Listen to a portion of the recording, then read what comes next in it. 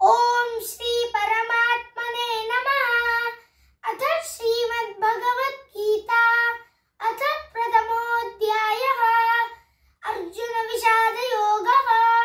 धृतराष्ट्र उवाच धर्मक्षेत्रे कुरुक्षेत्रे समवेतायुयुत्सवः मामका पाण्डवश्चैव किमकुर्वत संजय।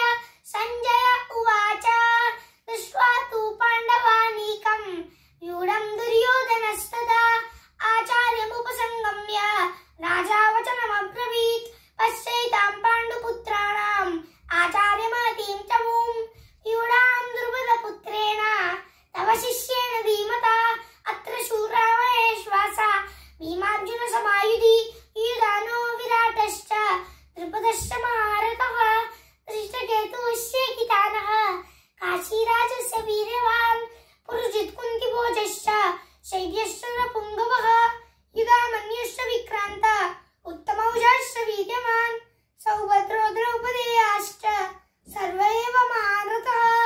अस्माकं तु विशिष्टाये तानि बोध द्विजोत्तम नायका मम सैन्यस्य संज्ञार्थं तान् ब्रवीमि ते।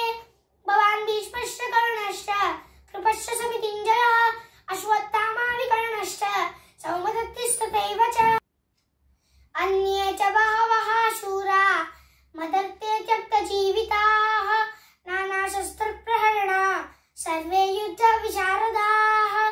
अपर्याप्तं तदस्माकं बलं भीष्माभिरक्षितं पर्याप्तं तिरुमे तेषां बलं भीमाभिरक्षितम्।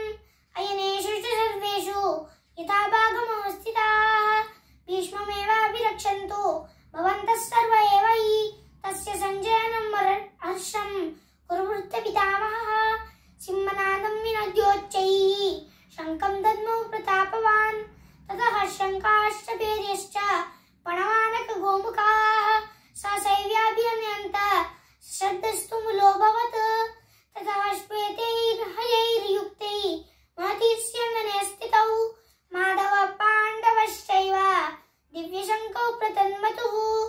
पाञ्चजन्यं ऋषिकेशो देवदत्तं धनञ्जयः पौण्ड्रं दद्मौ महाशङ्खं भीमकर्मा वृकोदरः।